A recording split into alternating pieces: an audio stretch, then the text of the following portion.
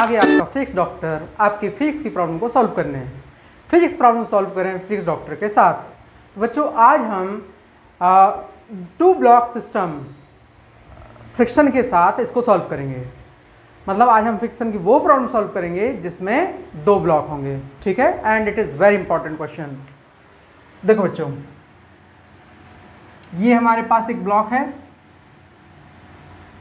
और एक और ब्लॉक है, ठीक है। ये किसी सरफेस पे रखे हैं। यहाँ पे बच्चों ये पहले मैं स्मूथ सरफेस ले लेता हूँ,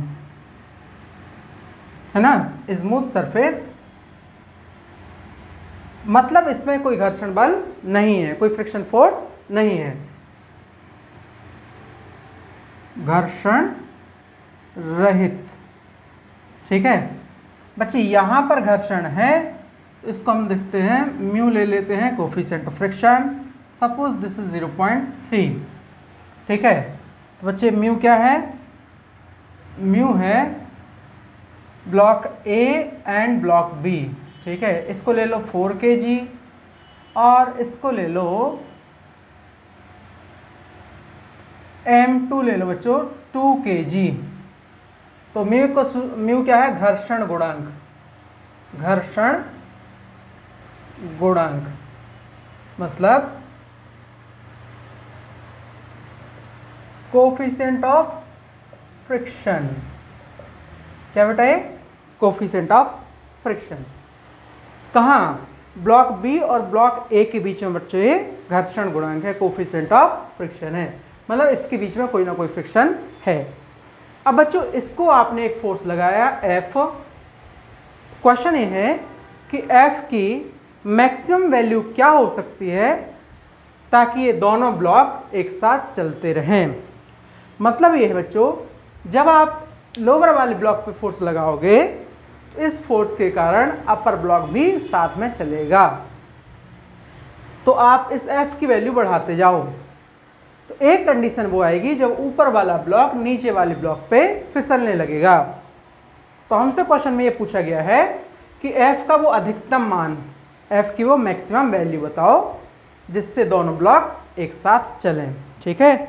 क्वेश्चन क्या है, F का अधिकतम मान, ठीक है,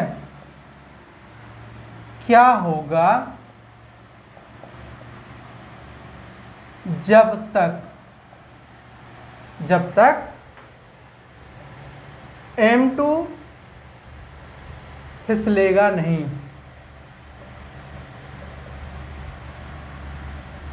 ठीक है, तो बच्चों ये आपका क्वेश्चन है।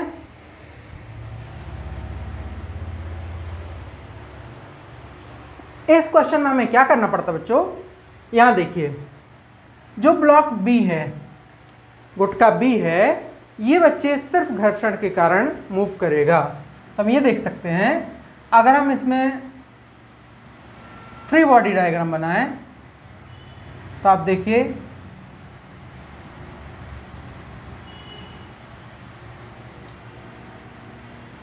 यहां पे बच्चों F बल लगाया गया है, इसके कारण M1 ब्लॉक मूव करने की कोशिश करेगा।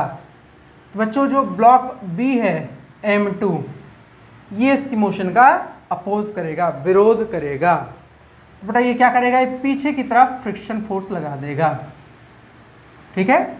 अब ब्लॉक बी और ब्लॉक ए के बीच में कोई गति नहीं है, कोई मोशन नहीं है, तो बी और ए के बीच में जो फ्रिक्शन लगेगा वो स्टैटिक फ्रिक्शन लगेगा, स्थैतिक घर्षण लगेगा। तो बेटा स्थैतिक घर्षण बढ़ते बढ़ते अधिकतम क्या हो सकता है, लिमिटिंग फ्रिक्शन हो सकता है। तो बेटा ये भी क्या लग जाएगा, लिमिटिंग फ्रिक्शन लग जाएगा। हम देख सकते हैं कि जो यहाँ लिमिटिंग फ्रिक्शन का मान है वो किस पर निर्भर करेगा, M2 पर। तो बेटा हम देख सकते हैं FL जो लिमिटिंग फ्रिक्शन है ये होगा mu times of M2G, mu times of M2G, ठीक है। तो बच्चों इसका अगर हम त्वरण मान लें, A त्वरण मान लें, तो बेटा